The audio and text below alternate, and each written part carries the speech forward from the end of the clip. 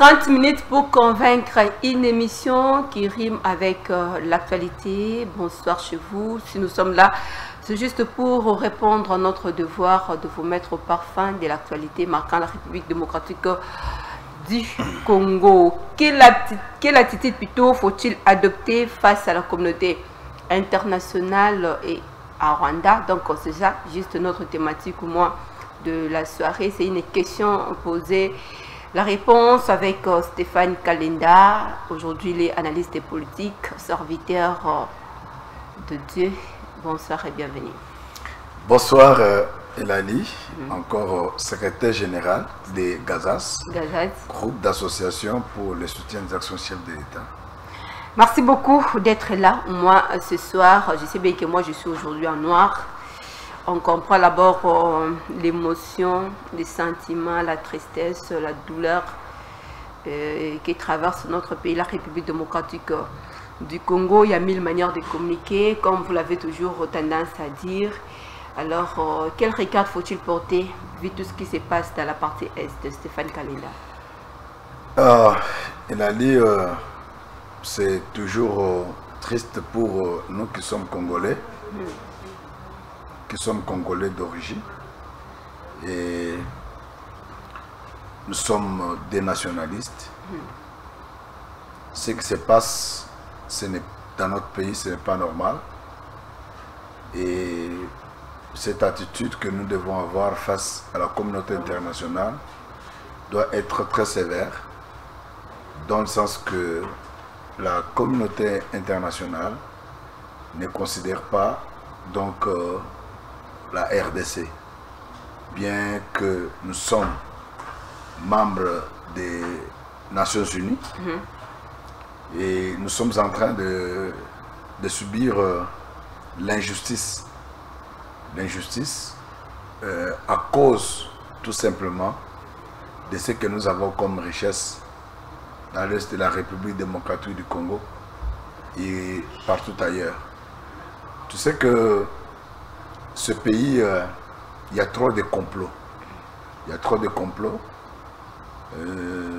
par la communauté internationale. Il y a des pays qu'on est en train d'utiliser. Quand vous voyez aujourd'hui Rwanda, ce n'est pas seulement Rwanda, il y a Ouganda.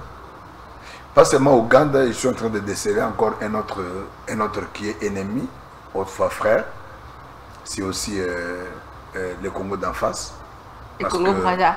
Le Congo-Brazza, c'est avec le monsieur Sassou Nguesso, qui est le président du Congo, mais qui sont éternisés dans le pouvoir, dans leur pays, tout simplement pour faire souffrir les autres. Et l'attitude qu'ils avaient envers les Gabon, c'est l'attitude qu'il est en train d'afficher encore ici. Avec la RDC. Voilà, nous trouvons qu'il y a une hypocrisie vraiment couverte, mais qui est dévoilée aujourd'hui parce que nous avons eu à la tête de ce pays un président nationaliste, un président qui a les soucis de son peuple, un président qui ne peut pas se comploter avec les ennemis du peuple. À un certain moment, il pouvait venir amasser les richesses, les minéraux et tout ce que nous devons avoir, et prendre, amener d'une façon illicite, illégitime et illégale, mais aujourd'hui, parce qu'ils ne trouvent pas cette occasion-là, c'est pour cela que nous sommes en train de passer ces moments. Il faut comprendre que ce moment va passer. Je te parle comme aussi un homme de Dieu. Et ça va pas, oui, de toute façon, là, je n'en discordais pas étant qu'homme de Dieu. De toute façon, aujourd'hui, nous avons des facettes avec vous, comme étant analyste politique et comme étant aussi serviteur de Dieu. Mais c'est au-delà de 20 ans. On est dans le noir. Au-delà de 20 ans, les larmes coulent toujours. Oui, au-delà de 20 ans, il faut savoir que ça va se terminer. Ça va se terminer pourquoi, Elali? Je vais te dire qu'il y a un problème très important. C'était le problème de la conscience des peuples. Je crois t'avoir dit autrefois ici un adage qui a été exploité par les Zoulous. Avancer c'est mourir et reculer c'est mourir, mieux vaut avancer et mourir. Dans cette démarche Ce que je peux dire, c'est que les Congolais doivent savoir. Il n'y a personne autre qui combattra pour eux. Il n'y a que eux, les Congolais.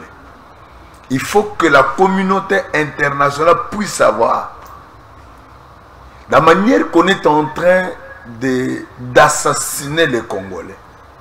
Vous vous rappelez à l'Est, il y a avant-hier, qu'il y a encore beaucoup de gens qu'on a tués par les rebelles à l'Est de la République. Et dans tout ça, la communauté internationale ne donne pas les sanctions au moment où, autrefois, combien de Congolais, autorités congolaises, qui sont sous les sanctions, pour avoir fait quoi? Mais aujourd'hui, Kagame qui est en train de tuer les Congolais, d'assassiner les Congolais. Et moi, je suis en train de comprendre que quand on parle de rebelles de M23, ce sont des Rwandais qui se sont formés à un groupe de gens pour venir matraquer les Congolais. On va y arriver de toutes les façons. En fait, 2 pas en arrière, ça nous servira au moins pour essayer un peu d'éclairer aussi nos téléspectateurs qui nous suivent au moins à ces lieux. Il y a eu autrefois la commission mixte entre la République démocratique du Congo, le Rwanda, l'Angola, toujours en Angola. Quelques mois après, mini-sommet, RDC, Rwanda, Angola comme étant médiateur de ce mini-sommet. Mais où en sommes-nous aujourd'hui avec ces 2 négociations, s'il faut le dire ainsi, avec, avec des accords, des dialogues, avec cette table ronde? Où en sommes-nous? C'est ce que je suis en train de dire trop souvent, qu'on en a assez. Avec des tables rondes. Parce que les tables rondes n'ont pas commencé aujourd'hui. C'est plus de décennies d'années qu'il y a des tables rondes en République démocratique du Congo. Même avant l'indépendance, il y a eu des tables rondes. Si vous suivez bien l'histoire de ces pays, c'est drôle. Je veux dire qu'avec, pour ne pas rentrer encore en arrière, je veux dire que les sommets qu'on a organisés, les mini-sommets qui viennent d'être faits donc en Angola, à Luanda, il y a le président de la République démocratique du Congo, le président de l'Angola. De l'Angola. Ça, c'est peut-être de Paul Kagame. Oui. Alors, Kagame ne s'est pas présenté. Il a été représenté par le ministre des Affaires étrangères. Alors, c'est-à-dire que c'était une forme de saboter, c'est de sabotage. De la part de Paul Kagame. De Paul Kagame, c'est pour dire qu'il maintient sa position de pouvoir maltraiter le Congolais. Regardez, je suis en train de faire une liaison des effets. Kagame, il refuse de venir au mini-sommet. Et quelques jours après, c'est la France qui l'invite. La France qui l'invite. Et la France qui vient en appui à l'armée donc rwandaise. C'est un pouvoir de 2 poids 2 mesures. Avec 20 millions d'euros qu'on donne à M. Paul Kagame. C'est pour dire que Paul Kagame, il ne faut pas aller au sommet. Paul Kagame, il faut aller donc continuer avec les opérations. Donc, vous voyez comment est-ce que nous sommes en train de subir l'injustice. Et cette injustice, c'est la communauté internationale qui est à la base. Tout simplement parce qu'ils créent toujours. Je venais de suivre le président de la République. Il a dit qu'il s'était convenu qu'en 2020, qu'on puisse arrêter avec la guerre sur l'étendue de l'Afrique que l'on ne parle plus encore de la guerre. Et ce qu'il avait dit là, mais avec qui on peut se convenir. Madame, je vais te dire une chose. Vous vous rappelez de l'histoire de M. Kadhafi, l'ex-président, le fait président de quoi? De la Libye. Cet homme, il avait des idées très géniales. C'est pour cela qu'il a été tué. Parce qu'il a parlé des États-Unis d'Afrique. Que l'Afrique puisse avoir une seule monnaie, puisse avoir un seul gouvernement, ainsi de suite.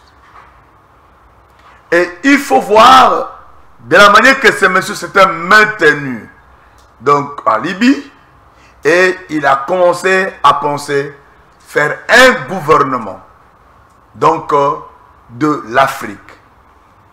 Tout celui qui a des bonnes idées donc pour faire valoir et développer l'Afrique a toujours été un sujet donc de mépris.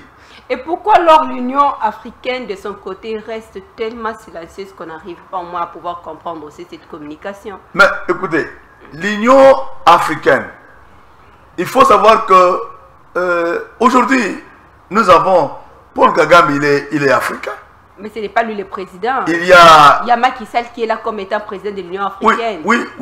Mais il est silencieux. Mais écoutez, oui. Je vais te dire une chose, voilà. Le complot que nous, la République démocratique du Congo, et je m'assume pour dire que nous n'avons plus d'amis pour le moment. Même ceux qui nous entourent, les pays frontaliers, nous n'avons plus d'amis. Qui peut nous venir au secours? Tout ce que les autres sont en train de faire, c'est de mascarade. Selon moi. Parce que si nous avions des amis,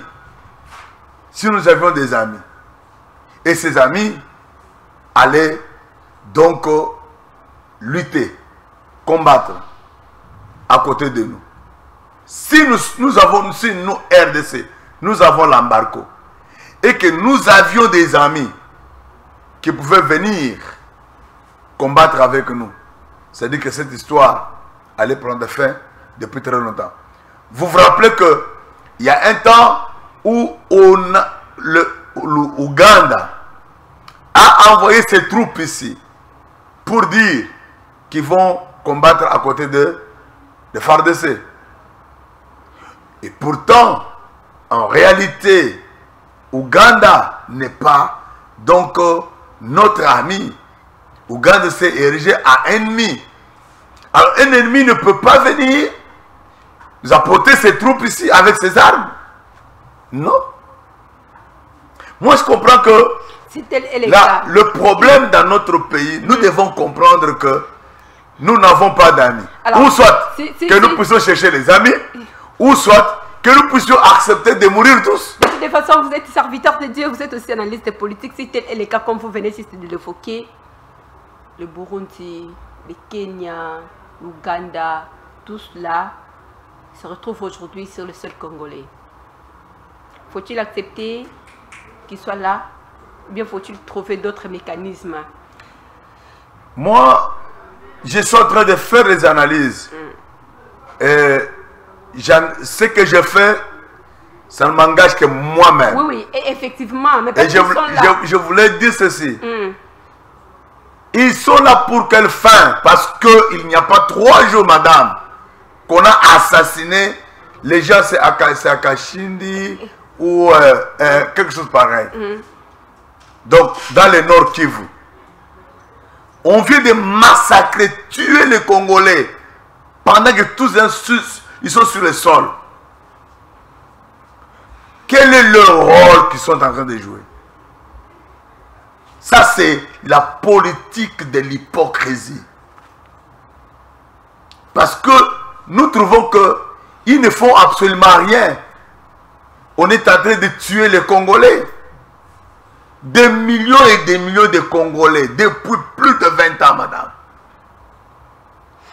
La négociation, la diplomatie, le dialogue. Apparemment, ce sont des arbres qui n'ont rien produit comme étant de fruits, d'une de référence pour la République démocratique du Congo. Quelle autre porte faut-il ouvrir pour sortir de cette crise? Comme étant un État souverain, on ne peut pas exclure donc la voie des négociations. Certainement, cette voie doit être ouverte. La diplomatie, parce que la République démocratique du Congo ne peut pas vivre seule. Elle a besoin d'autres nations et d'autres expertises. Des tables rondes, ça peut se faire. Mais il faut que nous puissions définir nos relations diplomatiques. Et quand on ne sent rien comme étant relation diplomatique, partez de ce que vous venez juste d'évoquer, faut-il continuer? Non, écoutez, ne pas continuer, mais avec qui continuer, avec qui ne pas continuer. Parce qu'aujourd'hui, ce que moi je peux dire, c'est que les relations diplomatiques doivent continuer, mais avec qui? Parce que Rwanda nous combat. Ouganda nous combat. Il faut que nous puissions savoir pourquoi nous sommes combattus par Rwanda, pourquoi nous sommes combattus par Ouganda. Le secrétaire des Nations Unies déclare dans sa bouche que les armes qu'a le M23 à une hauteur plus élevée que les armes qu'a la MONUSCO. Et on lui pose la question, ces armes viennent d'où? Il dit, ces armes viennent de quelque part. Mais on doit savoir que ces armes viennent de quelque part. Là, c'est où? C'est Ouganda ou c'est Rwanda? C'est la France ou c'est la Belgique ou c'est les États-Unis d'Amérique? C'est à lui de nous dire, parce que nous sommes membres de l'ONU. C'est à lui de nous dire, ça vient de quelque part. De quelque part là, c'est où? Nous ne pouvons pas faire la marche seuls, parce que nous vivons dans la société. L'appui de l'un et de l'autre est important. Mais avec qui marcher, Madame Elali? On ne peut pas marcher avec tout le monde. On ne peut pas marcher avec n'importe qui. On ne peut pas marcher avec tout le monde, on ne peut pas marcher avec n'importe qui. Alors, quelle attitude faut-il adopter? Ce que moi je peux dire, c'est que la République démocratique du Congo doit prendre des décisions responsables. Des décisions responsables. L'Assemblée nationale doit se réunir pour prendre les décisions responsables. Le président de la République comme étant une institution. Parce que nous ne pouvons pas accepter à mourir jusqu'à ce niveau-là. On doit prendre des décisions responsables. Et ces décisions doivent être appuyées par la population, le peuple congolais. Parce que le peuple congolais ne doit pas rester comme un téléspectateur. Mais cette fois-ci, on a vécu quand même avec la motivation, la mobilisation même de la population congolaise. Ils sont tellement éveillés. C'est ce que nous continuons à faire. Nous demandons encore qu'ils puissent s'élever et que nous puissions donc parler comme un seul homme et non pas être divisés. Quand nous parlerons comme un seul homme, la communauté internationale entendra notre voix. Et ils prendront d'autres dispositions. Pourquoi aujourd'hui, je te dis, madame, il y a 5 ans, 7 ans, 8 ans, on a prononcé des sanctions sévères contre les hommes politiques congolais, toute une liste. Et ces gens, on a bloqué leur compte bancaire. Ils ne pouvaient pas voyager pour aller ailleurs. Mais nous sommes victimes. Jusqu'aujourd'hui, aucune voix s'élève pour condamner Kagame. Aucune voix s'élève pour condamner Museveni. Il y a une complicité. Mais je le dis clairement, madame, c'est une complicité. Parce que ce que nous sommes en train de vivre aujourd'hui, c'est une complicité contre la République démocratique du Congo. C'est un complot. Et quel est l'apport de la Belgique qui est notre papa? Mais la Belgique, madame, je crois l'avoir dit sur votre plateau. Pour le dire que, donc, le roi Philippe doit être sincère avec ses noko. Tout ça, noko, il y a roi. Il doit être sincère avec nous.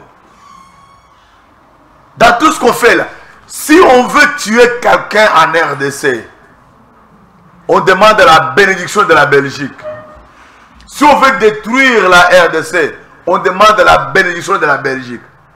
La Belgique est vraiment un grand responsable dans notre malheur. Je ne mange pas les mots, madame. Et pourquoi il joue le rôle alors de cache-cache avec la RDC? Mais c'est ça. La RDC, c'est pour dire que nous devons prendre des décisions responsables. Nous ne sommes plus esclaves de la Belgique, ni de la France. Qu'est-ce que France produit dans le monde? Qu'est-ce que France a? J'ai suivi quelqu'un qui m'a fait vraiment la joie en disant que France dit: je suis venu en aide à tel pays, tel pays, tel pays. Mais qu'est-ce que France produit dans ces pays? Qu'est-ce que la France donne? Prendre des décisions responsables. Je vais ça, madame. Je finis d'abord avec oui, vous. madame. Vous allez intervenir. Oui. On a suivi tous les réactions de Paul Kagame face à notre président de la République. Le président de la République aussi a répliqué. Je vais prendre quand même le propos de notre chef de l'État. C'est le régime rwandais avec Kagame à sa tête qui est ennemi de la RDC. Le peuple rwandais a besoin de notre solidarité pour se débarrasser de ce genre de dirigeants. Madame, comment comprenez-vous, moi, ces discours? J'ai revu d'abord sur les propos de Paul Kagame, qu'il a traité Félix Antoine Tshisekedi comme illégitime dans son pays. Dans le pays, on a organisé les élections. Et on a commencé à organiser les élections depuis 2006 jusqu'aujourd'hui. Et nous avons eu l'alternance en République démocratique du Congo. Passation du pouvoir par un président entrant et un président sortant. Et Paul Kagame, qui a déjà fait beaucoup d'années sans organiser les élections dans son pays, il va traiter Félix Antoine Tshisekedi comme étant un président illégitime. Qui peut être illégitime? C'est Paul Kagame ou c'est Tshisekedi, Antoine Tshisekedi, qui a été élu comme président de la République et qui est en train de préparer les élections en 2023, qu'on aura les élections. Il va traiter Félix comme étant un président illégitime. Et je comprends, je me pose la question. Est-ce que Paul Kagame a-t-il la tête ou n'en a pas? C'est la question que toi tu peux répondre. Les téléspectateurs peuvent répondre à cette question. Alors, réagissez alors. Réagissez. Maintenant, le président Félix prouve à suffisance que c'est un homme d'État. Nous ne pouvons pas nous insurger contre tous les Rwandais. Parce qu'il faut savoir que au Rwanda, il y a les Hutus, il y a les Tutsis. Les Hutus, ce sont les majoritaires. Les Tutsis sont des minoritaires. C'est comme ça qu'est la composition de Rwanda. Alors, les Congolais, on ne peut pas s'insurger contre le Rwandais. Certainement, Paul Kagame, c'est un très mauvais régime, un régime sanguinaire. Et qui est en train de faire souffrir même les Rwandais. Madame, tu te rappelles bien qu'il y a un opposant, l'opposant numéro 1 de Paul Kagame qui a été assassiné en Afrique du Sud. Vous comprenez? C'est-à-dire que c'est le régime, un très mauvais régime, un régime qui va pour détruire. Ce n'est pas, c'est pour leurs intérêts et non pas pour les intérêts de Rwanda. Tout ce que Kagame est en train de faire, c'est pour... Et nous devons nous insurger contre le régime. Je suis vraiment, j'appuie le chef de l'État, très intelligent qu'il est. Il a voulu nous orienter pour que nous ne puissions pas avoir les problèmes avec nos frères rwandais, mais que nous puissions avoir les problèmes avec le régime de Paul Kagame. Paul Kagame, c'est un petit... un petit des courses de la France. De la même manière, madame, permettez-moi de le dire ainsi, même aussi monsieur Sassou Nguesso, qui est aussi le petit des courses des Français. C'est tout ce qu'ils sont en train de faire, en train de prendre des commissions pour faire souffrir leurs frères. Pour faire souffrir leurs frères, le M23 conditionne au moins son retrait des zones occupées par les dialogues directs avec Kinshasa. Je refuse ça, madame. Négatif.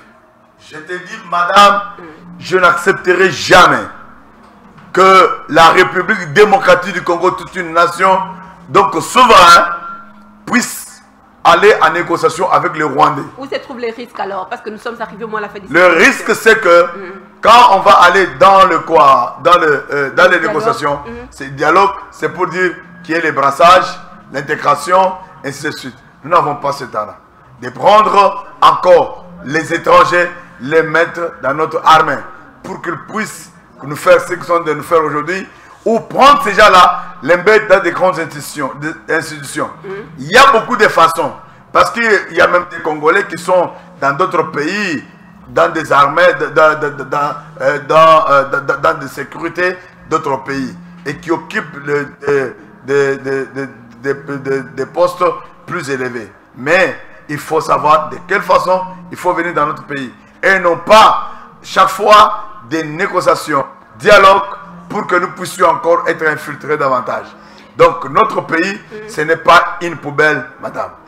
La RDC n'est pas une poubelle. RDC Rwanda, l'eurodéputé Marc Bottega a osé au moins son temps pour dénoncer tout ce qui se passe avec la communauté internationale. Quel est votre commentaire par rapport à sa sortie médiatique, il faut dire ainsi? Madame, laissez-moi te dire que un député national d'abord, c'est ça son rôle. Nous avons les députés, permettez-moi le terme, certains députés qui sont en train de s'embourber, parler n'importe quoi, dire n'importe quoi, et prendre l'hémicycle comme étant un lieu théâtral. Non, c'est un député, c'est quelqu'un qui réfléchit, qui fait le quoi, qui recherche le bonheur de son peuple qu'il a élu. C'est-à-dire que la sortie médiatique d'un député national, c'est à considérer. Et écoutez, il n'a pas tort de ce qu'il a dit. Il n'est pas un député congolais. Écoutez, ce n'est pas un Congolais qui a dit ça. Je dis ceci. Oui. C'est tout ce qu'il a. Ce n'est pas seulement lui. Il y a aussi un Belge, donc il doit être sénateur ou bien député belge, qui avait fait sa première sortie médiatique, qui a parlé, qui a dévoilé, qui a démontré même comment est-ce que Mouzé Laurent Désiré Kabila a été tué. Voyez. Et aujourd'hui, ce que lui est en train de faire, je l'ai suivi attentivement. Il a dévoilé, il a démontré combien la communauté internationale est mauvaise et a de la haine contre la République démocratique du Congo pendant qu'ils viennent puiser. Je crois que c'est circulé dans les réseaux sociaux. Même les petits enfants ont compris. C'est quelqu'un qu'il faut beaucoup féliciter. Pour finir, pourquoi alors nos députés ne sont-ils pas au moins à mesure de pouvoir hausser aussi les temps? Non, nos députés, écoutez, nous avons les députés nationaux qui parlent, qui dénoncent, les députés nationaux qui travaillent. Mais il y a d'autres qui viennent faire des théâtres dans l'hémicycle, madame. Il faut savoir, bon, si quelqu'un a été élu député national, pourquoi il a été élu député national? Il y a ceux qui ne connaissent même pas pourquoi il est député. Madame, permettez-moi de te dire ça. Il y a des députés qui ne savent même pas pourquoi ils sont députés. Il n'y a pas longtemps que j'ai vu un député, donc dans les réseaux sociaux, qui est en train d'insulter les gens. Tout fièrement naïf, permettez-moi de dire ça. Un député national. Vous comprenez? Mais est-ce que vraiment nous avons vraiment est-ce que ce sont des gens qui méritent vraiment avoir leur voix? Nous sommes arrivés à la fin de cette émission, 30 minutes pour convaincre la situation sécuritaire au moins dans la partie est plutôt est toujours les gens vivent à l'insécurité. Faut-il organiser les élections en 2023 parce que nous sommes à quelques mètres pour mettre fin avec l'an 2020? Madame Elali, les élections, c'est une voie démocratique pour passer au changement des dirigeants. Les élections n'apportent pas du tout la solution au problème. Okay. Mais c'est une voie démocratique. La priorité pour le moment. Ce n'est pas, je te dis franchement que les élections ne sont plus une priorité. Okay. Pour le moment. Mais je suis pour les élections. Si on organise les élections, qu'on organise pour que nous puissions faire le changement et que certaines personnes qui sont venues dans l'Assemblée nationale pour avoir les 21 000 $, alors qu'elles puissent savoir que non, il y a des gens qui doivent travailler. Parce que vous savez que j'ai dit même toujours à la population, c'est la population là qui est en train de causer aussi du tort à la République. Parce que n'importe qui vient avec les t-shirts, l'argent, tout ça, on vous donne, vous dites, voilà, c'est la personne que nous allons, donc élire. Pendant qu'il n'a même pas un discours convaincant. Merci beaucoup. Nous sommes arrivés à la fin de cette émission. Nous vous disons merci d'être là ce soir. À moi de te remercier, madame, et aussi à tous les téléspectateurs, et je dis à tous les Congolais, de s'élever à un seul homme. Avancer, c'est mourir. Reculer, c'est mourir. Mieux vaut avancer et mourir. C'est alors que nous allons vaincre. Merci beaucoup. C'est fini pour ce soir. Nous vous disons merci. Suivez la continuité de cette émission le dimanche à 19 h. Bonne suite de programme sur nos antennes. Au revoir.